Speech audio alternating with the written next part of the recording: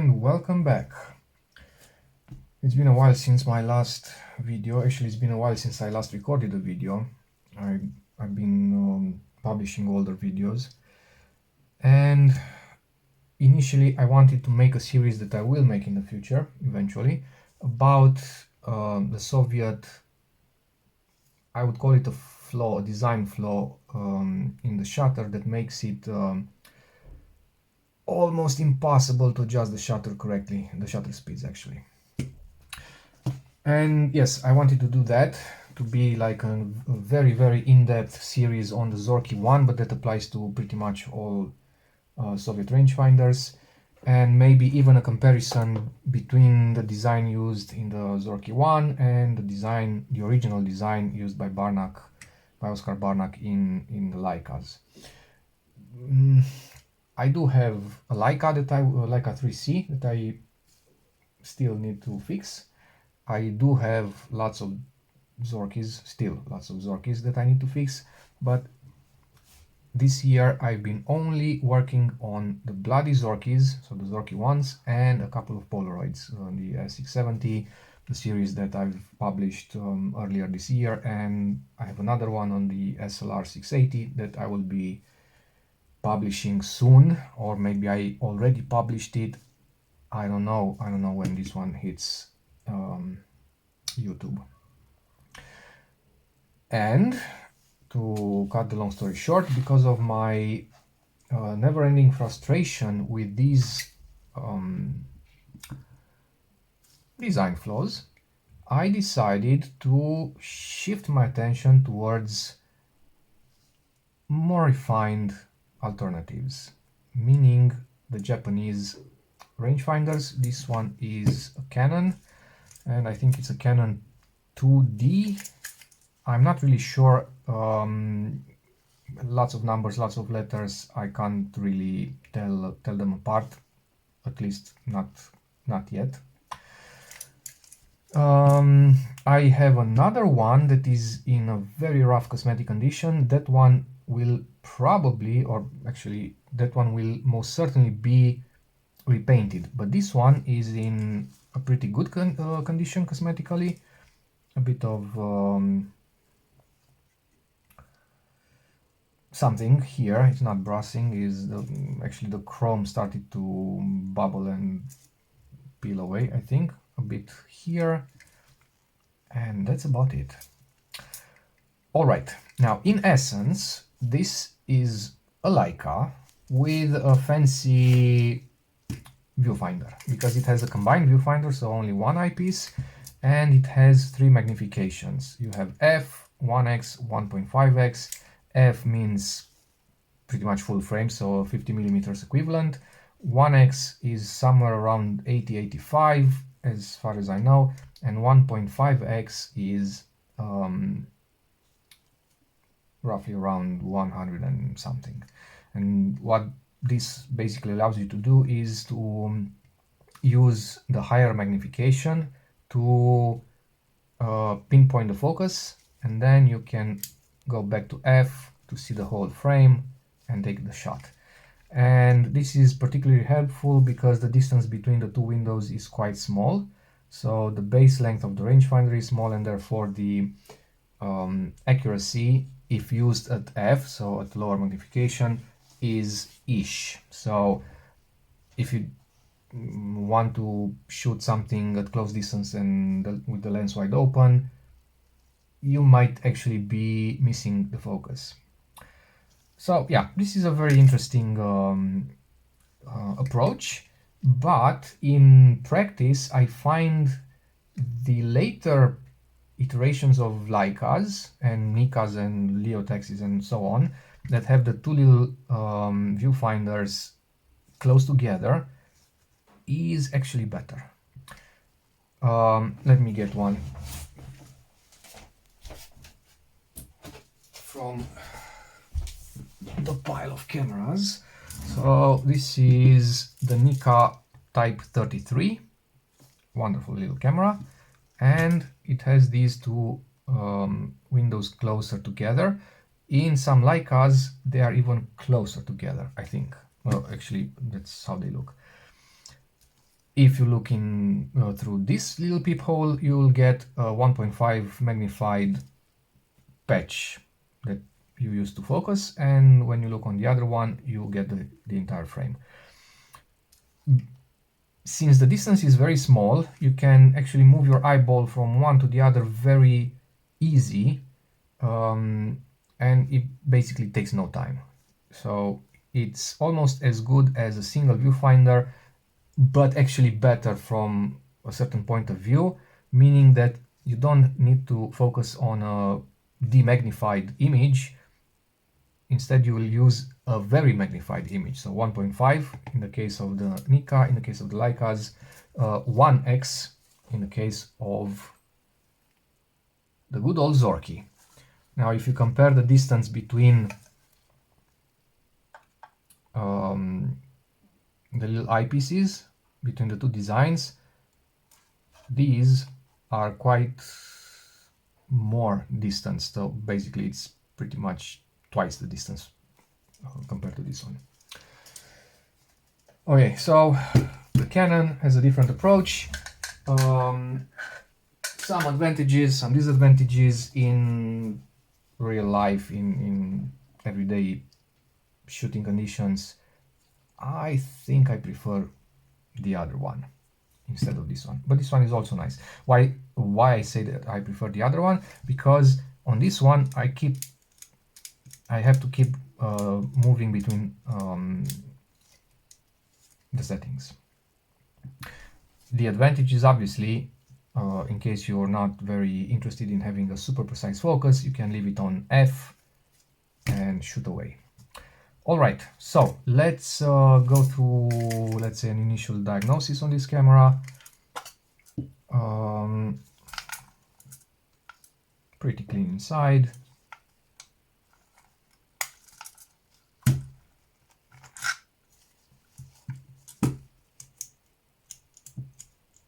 Oh, nice. So the take-up spool, you twist and let go, the end pops out. You can easily grab it and pull it outside of the camera, put it back, push, twist, and it stays in place. Very nice. Actually, the Nikas also use this system, at least some of them. It's pretty clean inside, pretty clean, but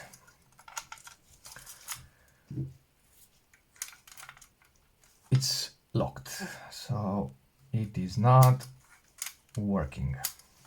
So I will need to open it up and see what's what. Disclaimer, this is my first time opening a Canon. What could possibly go wrong, right? I mean, it's a basic camera. Where should we start? Let's start with... I would start taking the top plate off in this case. No, I'll start the old-fashioned way. So body shell and then top plate, and I'm pretty sure the problem is underneath the top plate, so somewhere here around the shutter selector. All right, so first step, the lens mount. Easy peasy, 4 screws. Be very aware that underneath these 4 screws you will most likely find some shims. Not all cameras have them. I've seen more than less Leicas not having shims, maybe because the precision of manufacturing was on another level. And basically all Soviet cameras having shims. So this is the bracket that keeps the lens mount on the right side of the camera. It has a very nice shape, rounded, and obviously matte black paint towards the inside of the camera. And there should be another one on the left side. So the two brackets are positioned like in the Fed, like in the Fed 2, unlike the Zorky and some Leicas and some Nikas and so on, horizontally up and down. And now the lens mount can be lifted. I usually lift the lens mount and easily take it, put it on one side to see if there's any shims on the actual body, and then turn it around. See, it's a shim.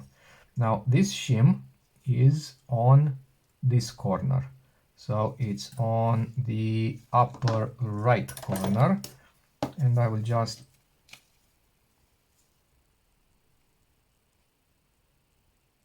leave it alone, but I'm also going to put a little dot here, so in case it falls, I can remember where it came from.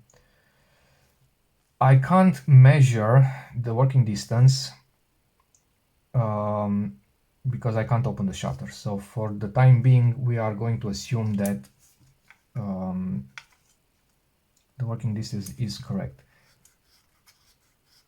The curtains seem to be in good condition.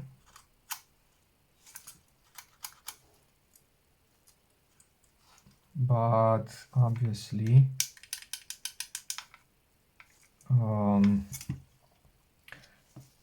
I can only be certain when the camera is opened.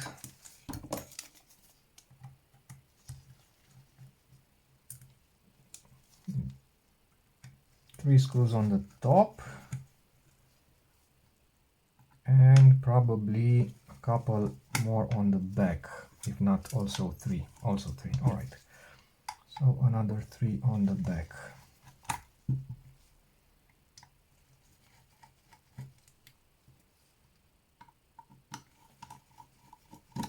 Okay, and now the only thing that's keeping us from removing the skin of the camera, so the body shell, is this. And beneath the entire stack of pieces of the slow speed selector, there's also the fourth screw, because there are 4 black screws usually. So in this case, 3 black screws visible, one is hidden behind that selector. I'm going to get a slightly smaller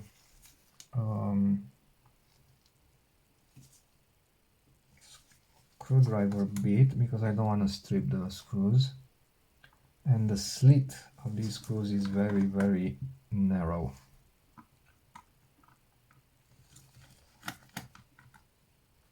Okay, now to remove this, you have one little set screw somewhere on this knurled dial.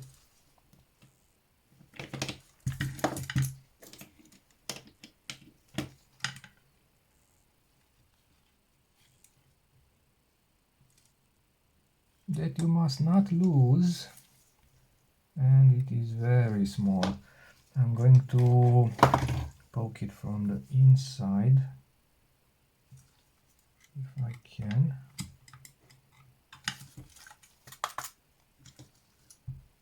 Okay, so there it is. It's not necessary to take it out completely, but I usually pop these knurled dials and whatnot into the ultrasound bath, so sometimes they can actually unscrew and fall inside the bath, and it's so small that I have a very good chance of losing it forever. I'm just going to put it inside. Okay, and now let's see how this thing works.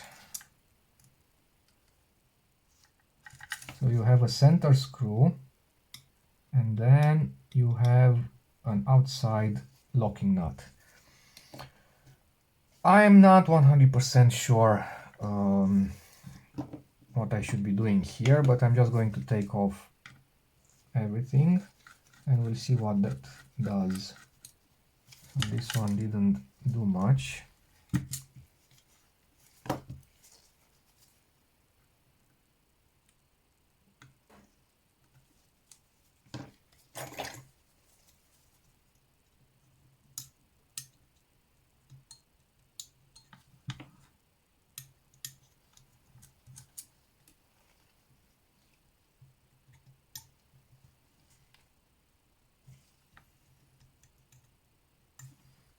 is another thing.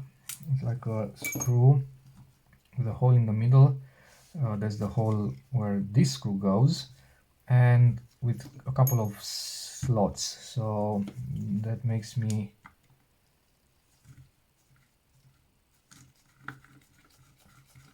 yes. So this one is actually reverse threaded.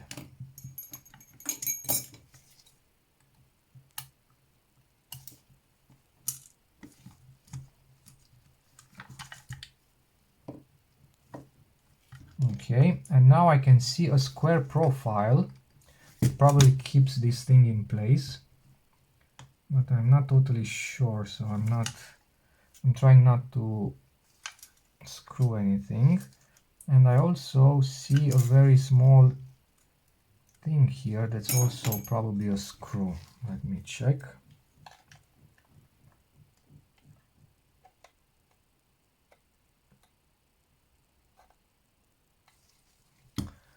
I'm not really sure.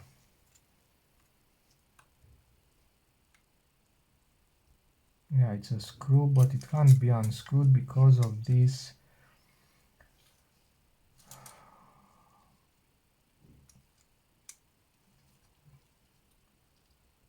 dial.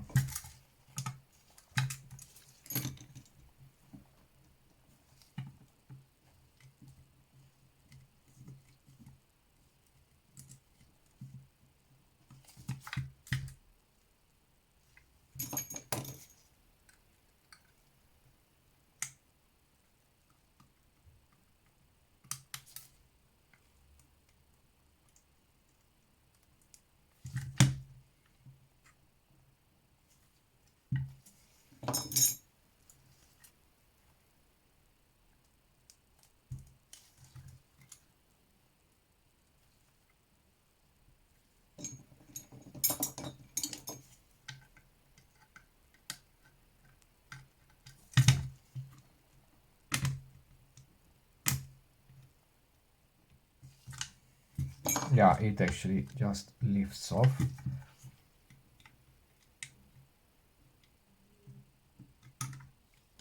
There it goes. So underneath this disc there are some little cutouts. Each cutout corresponds to one speed, and these cutouts are responsible for the clicky feeling when you are changing the selected speed, because they receive this little tip.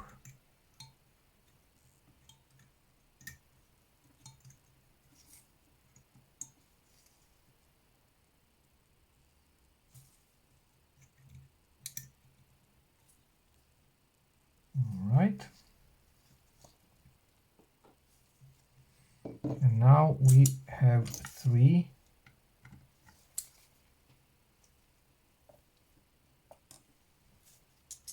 screws that keep this entire plate in position, probably.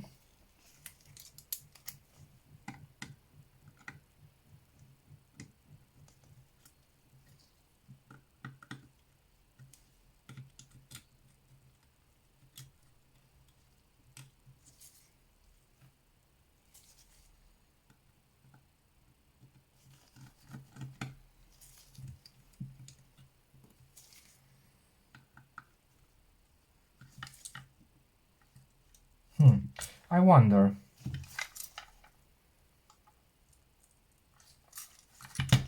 I wondered if actually the body shell comes off with this in place, like in the Leica 3C and 3F and some Nikas and so on, but it does not.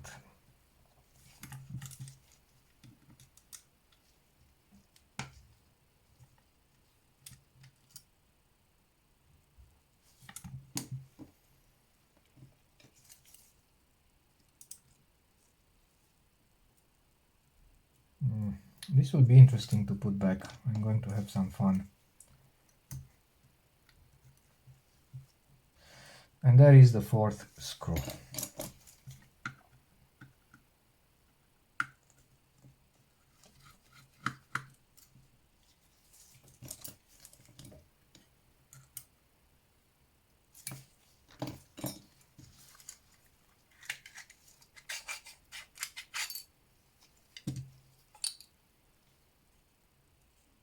Nothing special underneath the pressure plate, just two little springs. And now we can have a better look at what is going on here. So when I try to cock the shutter, there is the sound of the slow speed escapement engaging.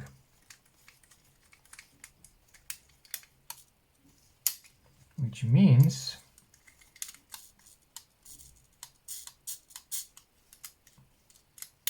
the problem might be actually here.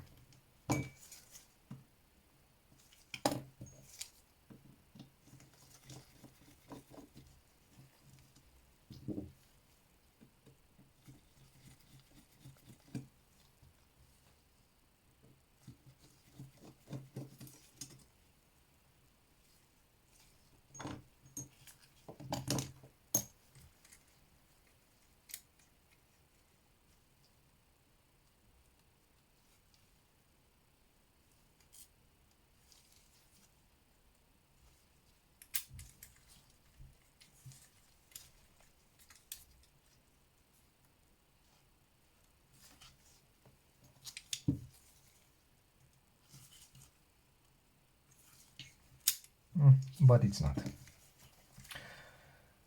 Okay, so we need to make even more progress.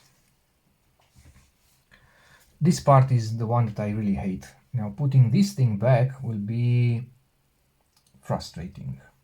That's to say at least. Okay, so in order to remove the top plate, we have this ring.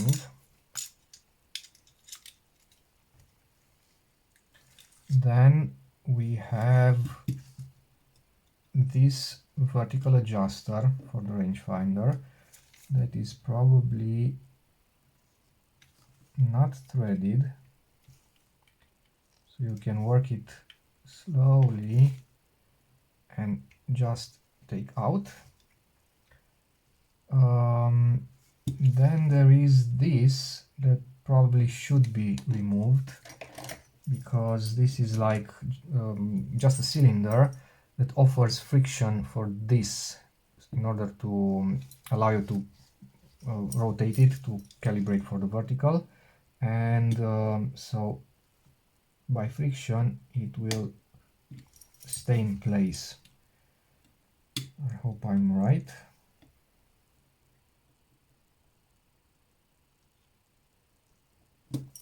Yes, I am.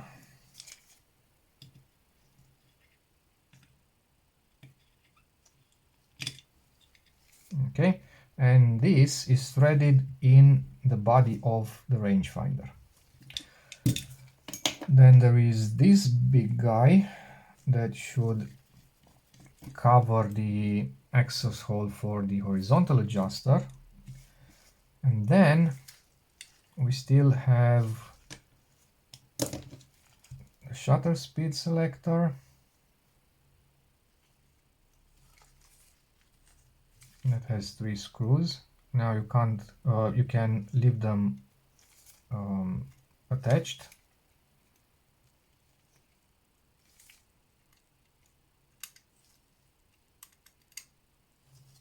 Okay, and this lifts.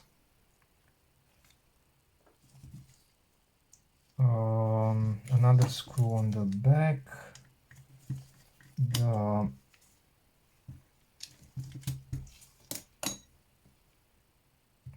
cold shoe,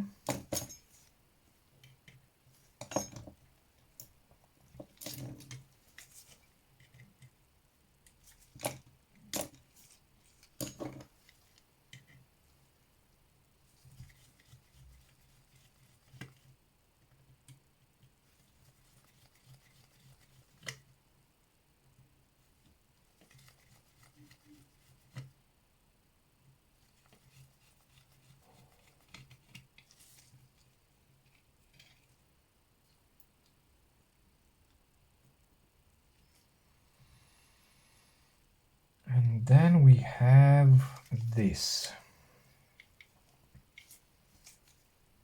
So pull it up, there is a screw beneath it or underneath it, just like in a Zork or Leica. This one comes out, this one comes out, this one comes out,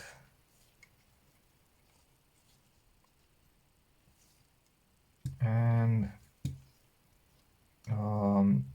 there are still two screws and this retainer.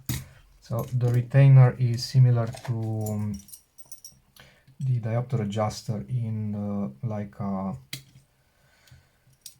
3F.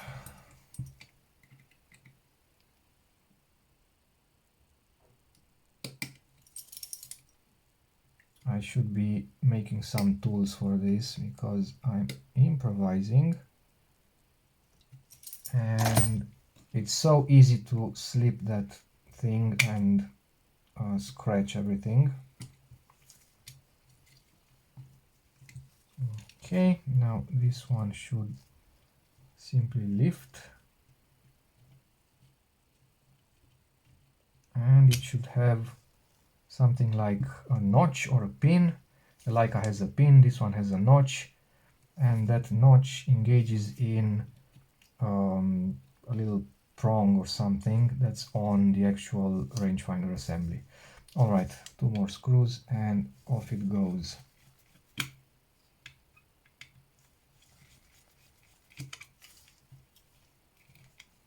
One and two.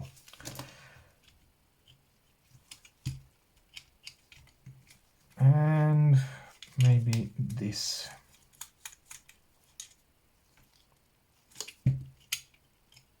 And maybe that. I forgot about that one. So the rewind or advance selector.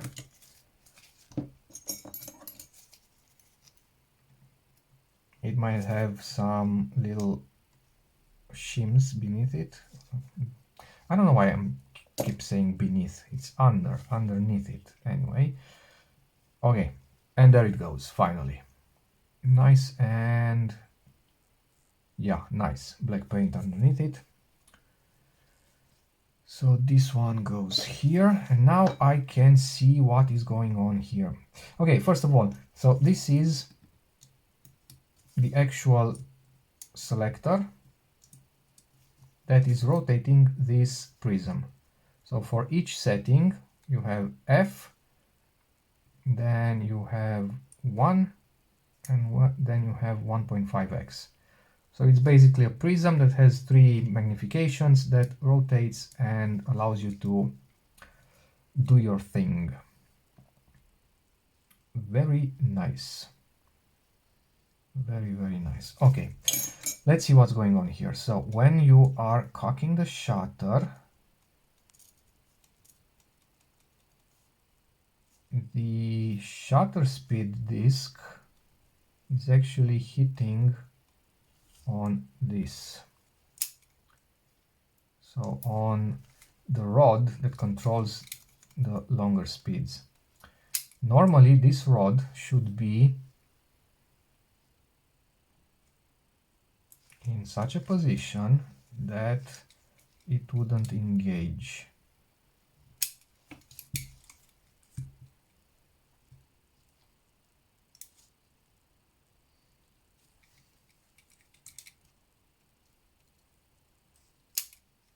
So now the question is,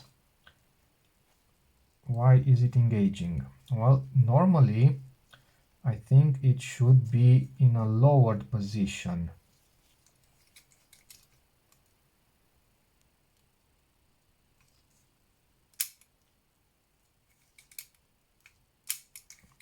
But even when I reach, so when you are turning this,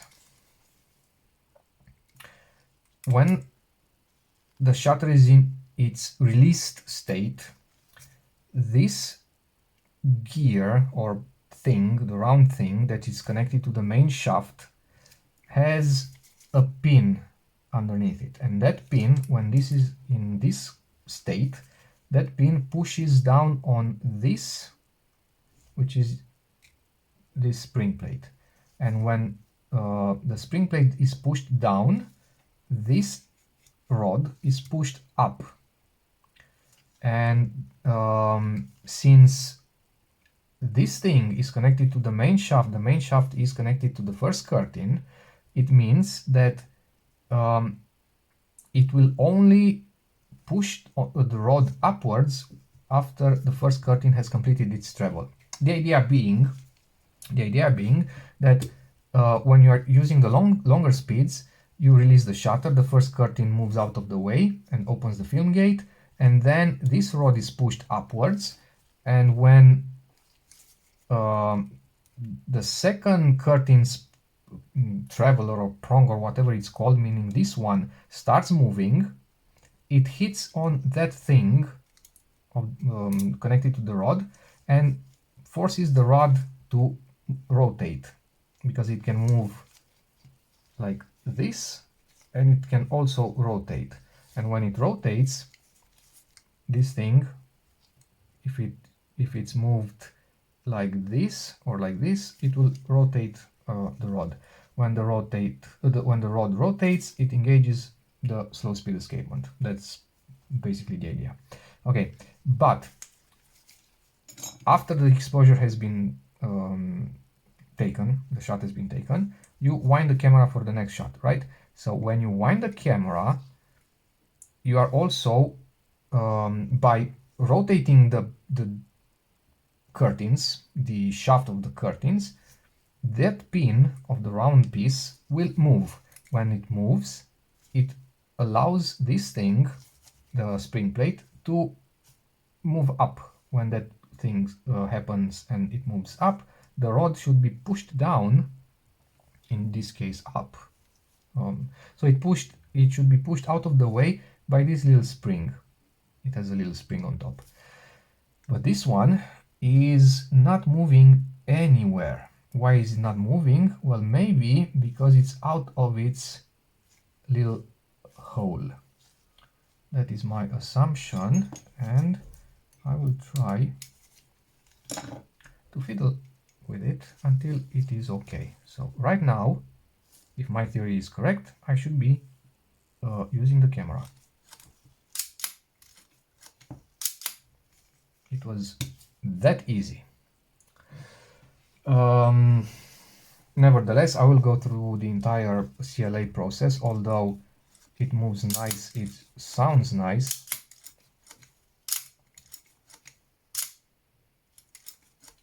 Something happened because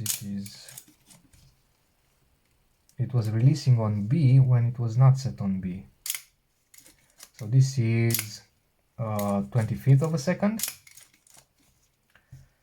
This is B.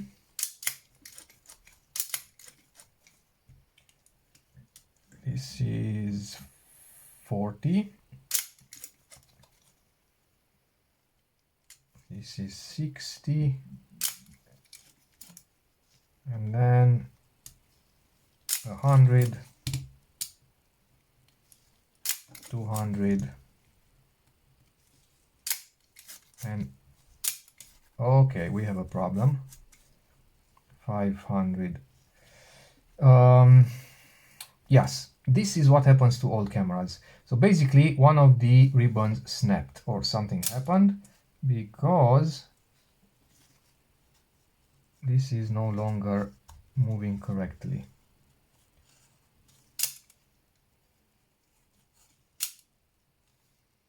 Well, damn. Anyway, no biggie. I was going to take it apart completely anyways. So the next step will be removing the actual shutter crate from the rest of the camera. Before I do that, I will need to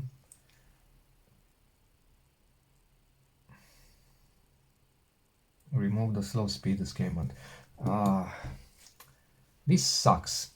What I wanted to do before taking it apart to CL8 was to actually measure the shutter speeds. Yeah, I wanted to measure the shutter speeds to see how it was behaving before and how it would behaving afterwards, but I guess it's a bit late for that. All right, so that's it for today's video. I try to keep them a bit shorter than I usually do. Next time we will continue with the disassembly, and I will explain the way this camera functions a bit in the future videos as I go ahead with the disassembly and the reassembly. But the in-depth explanation will be actually in the Zorky series, because that is the absolute basic form of this design. So all the basics is there in the Zorky one. Everything else is an improvement, is something on top, like this little guy, which is the interesting. This should have been a screw. So the eccentric for adjusting 1/500th of a second. This camera doesn't have an eccentric, it's just a rivet. That is interesting. All right, so that's it for today. I will see you next time. I hope you enjoyed this video. Stay tuned. More of this design is coming. Bye.